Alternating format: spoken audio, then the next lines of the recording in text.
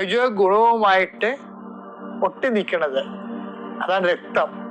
ഭക്തി എന്ന് പറയുന്നത് ഭഗവാനുമായിട്ട് ഒട്ടി നിൽക്കണത് ഭക്തി. അപ്പൊ ദൈവമായിട്ട് ഒട്ടി നിൽക്കണ പരിപാടിക്കാണ് ഭക്തി എന്ന് പറയണത്.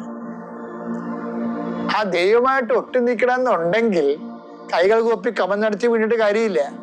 അതിനുള്ളിൽ എന്തൊക്കെ വേണം? ദൈവമായിട്ട് ഒട്ടി നിൽക്കണമെന്നുണ്ടെങ്കിൽ എന്ത് ചെയ്യണം?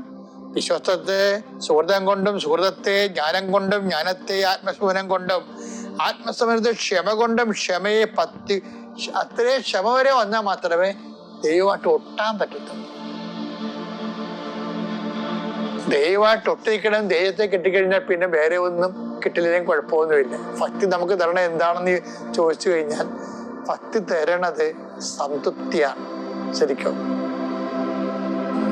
ആരിലുള്ള സംതൃപ്തി? ദൈവത്തിലുള്ള സംതൃപ്തി. അപ്പൊ അതുകൊണ്ട് എപ്പോഴും ഭക്തിയെ എന്താണ് ചെയ്യേണ്ടത്? ഭക്തി ഉണ്ടെങ്കിൽ ഈ ഭക്തി പ്രസരിപ്പിക്കുന്നതും കൈമാറേണ്ടതും ഭക്തിയിലൂടെ നേടിയെടുത്ത കൃപ എല്ലാം കൈമാറുന്നത് എല്ലാം സഹോദര സ്നേഹത്തിലൂടെയാണ്. സഹോദര സ്നേഹത്തെ ഉപവികൊണ്ടും, ഉപവിപ്രവർത്തനങ്ങളെ ഉപവികൊണ്ടും സമ്പൂർണമാക്കുവിൻ. അപ്പൊ ഉപവി എന്ന് പറയുന്നത് വിശ്വാസത്തിന്റെ തന്നെ മുന്തിയ രൂപമാണ്. ആ വിശ്വാസ വളർച്ചയാണ് ഈ ആഴ്ച മുഴുവൻ നമ്മൾ കണ്ടത്. അതിന്റെ മുന്തിയ രൂപങ്ങളുടെ ഓരോ രൂപങ്ങളെയും നമ്മൾ കണ്ടു.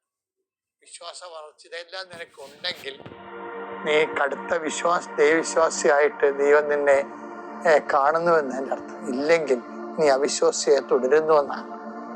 അങ്ങനെ സംഭവിക്കാതിരിക്കട്ടെ.